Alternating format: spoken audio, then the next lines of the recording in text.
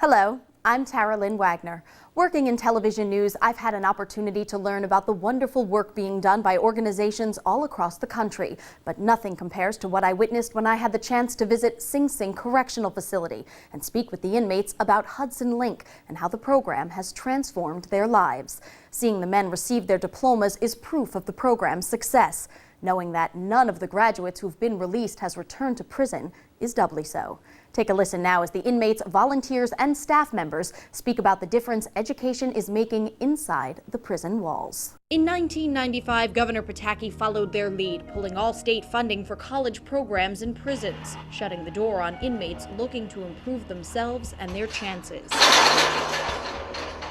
Dr. Ann Reisner was volunteering at Sing Sing at the time. One of the men I remember saying to me, when the education money dried up, they knew that hope would be scarce in the prison, and that education equaled hope. Before he became commissioner of the New York State Department of Correctional Services, Brian Fisher was superintendent of Sing Sing and a strong believer in the need for education. If you're just at the beginning and you know that you're going to be here for 30 more years, why even get that education? Because education frees them. Education gives them a chance to do other things even inside the prison. They'll get involved in things a little more intellectual than just going in the yard and pumping iron. Most people don't understand that 99% of all the inmates in New York State are going to come home at some point in their career. Everybody you see tonight, everybody you see in jail in Sing Sing, sooner or later will be on the street. Would you rather have them educated or not educated?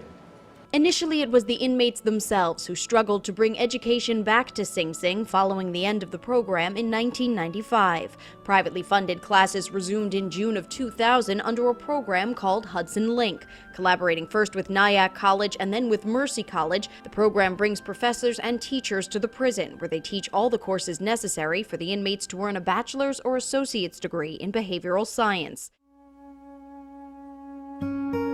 The classes are held in this schoolhouse overlooking the Hudson River. Here, students learn the exact same curriculum taught at other Mercy College campuses, like computer skills and logical thinking, while outside they can hear the sounds of their fellow inmates playing ball in the yard. They sacrifice rec time for school time. It's a choice none of them regrets. When I first came to prison, I played basketball all the time, but then I realized one day that it's not rehabilitating me. Douglas Duncan is serving 16 to 32 years for robbery. When we first spoke, he was just weeks away from earning his associate's degree through Hudson Link. It's a big moment for me, but I think more so for my mother, just to see the look on her face when they called me to get my diploma. Because I had this one memory of her when I went to trial, and I turned around to look at her, and I could see that she'd been up all night, like crying, and that always stuck in my mind. So I made a promise to myself that day that the next time she cried over me, it'd be for good reasons, not for a bad reason. I just want to see her face that day when they give me the diploma. Really, it's for her and for my kids. You know, I want to give them a reason to be proud to say I'm their father. You know, I gave them enough reasons to hold their head down by getting myself arrested, getting locked up. But I just want to give them one good reason to say that's my daddy. Second chances don't come easy. These men know that all too well. Hudson Link director Sean Pica is helping former inmates move beyond their dark past. If you looked at them, you had no idea what their past was or what they had been through. After they receive the degree, for some it's months or even years before they can put it to good use. That's 12 years gone. I had a felony conviction.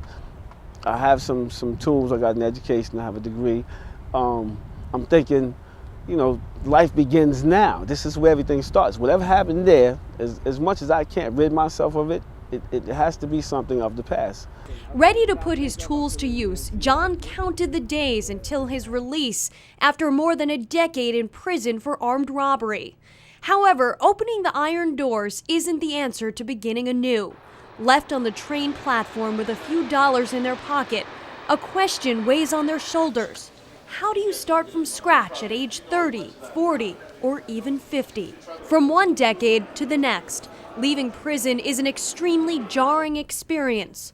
When John's release came around, he didn't know how to use a cell phone, buy a Metro card, or send an email.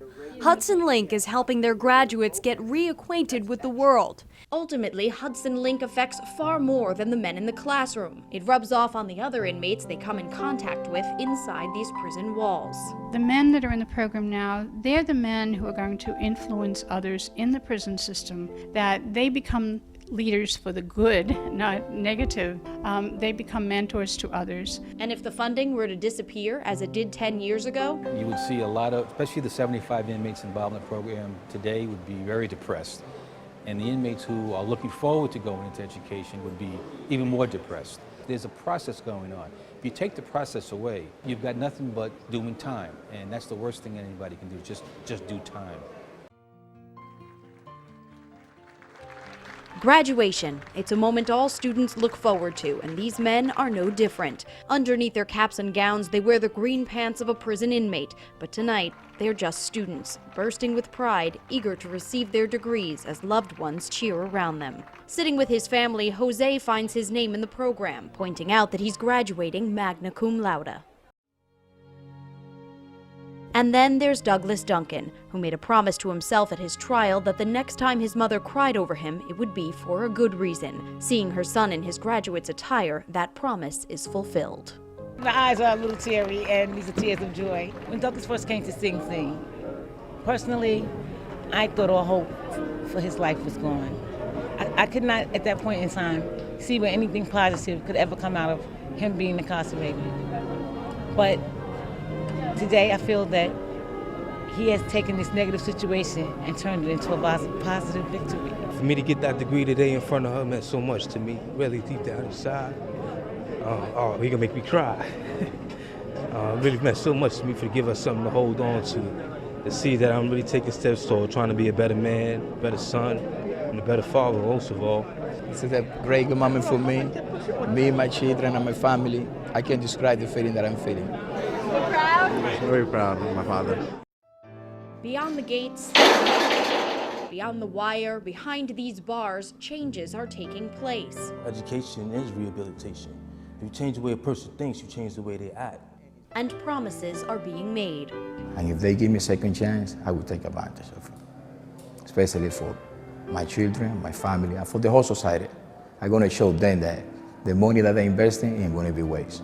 More support would mean more second chances, more positive role models, more transformations. So if more support is given and the program is expanded, you make it possible for more living examples to go back out there into the yards, for those people who can see that something has changed in that man. So do you see yourself as a motivating force now within the community here?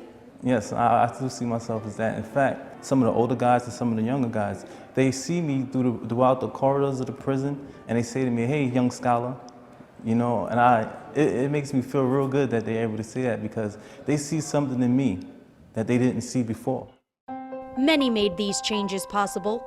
The teachers and administrators who believe in the power of education, the inmates who learn to believe in themselves, and the volunteers and donors, those who give their time or their money, and in doing so, give men like valedictorian Zaid Ali not just a second chance at life, but the priceless gift of hope. You see, hope has hands.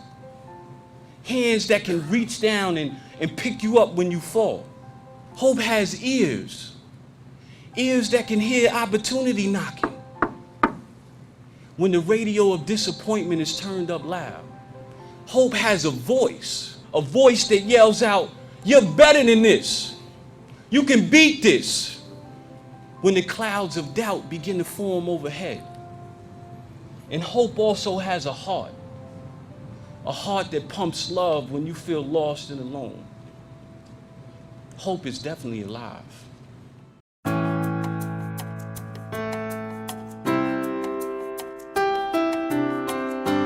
10 years years since Hudson Link opened its doors, its graduates are proof that education transforms lives. In that time, Hudson Link, in partnership with Mercy College, has offered some 150 courses and taught hundreds of students. Of the 186 Hudson Link graduates, 31 have been released. Today, they are contributing members of society, working and volunteering in their communities. They have jobs in the arts, they've started their own businesses, and they're in the social services field as social workers, counselors, and mentors.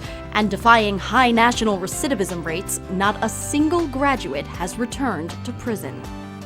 Education has offered them a second chance, and they're taking full advantage. I went back into Sing Sing last year in December, and we got a standing ovation. The classrooms were crowded. I saw some of the young men that didn't have their GED, now in their third year at Hudson Link. And I mean, I cried, and it's just life-altering. Life-altering. I know I'm a beneficiary of it, and I'm so grateful to all those who were able to help me and make that educational dream a reality. When I tell my story and my journey, where I came from and what I'm doing now and how I went back and education helped me to get in the system, a lot of them become inspired. Education has transformed my life in the sense that it's opened so many doors for me now. When you finally help someone in becoming self-sufficient, that you want to do it over and over again. It's like you were a major part of somebody's life. That type of feeling is what makes me want to continue. That type of feeling is what reminds me of where I was and where I need to be. I have to give all credit to Hudson Link, definitely. For these men, they are learning a new way to think about their lives and being able to collect more information, which they realize the value of. This, I think, goes to the core, and they know that no one can ever take what they learned away from them. And I think that is what makes education arguably the most valuable.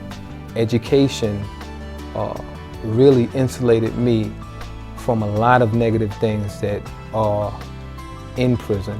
It made me see other possibilities. It made me realize that I didn't have to be defined by something I did 24 years ago that was the worst decision that I made in my life. College made me realize that there are other possibilities for me in my life. But there are men in the penitentiary who have come to grips with what they've done and really want to change. And you can't get that change without a chance. When Mr. Fisher came in there, he gave everybody that wanted a chance to pursue credentials, rehabilitation. He gave us a chance to make that happen. I feel like I have a lifelong obligation to give back. Hudson Link has come a long way in 10 years. It's proven that education has the power to transform the lives of men in prison. And since the program is run primarily on private funding, it's your support that makes that possible. To quote Dr. Reisner, education equals hope. Thank you for giving these students hope.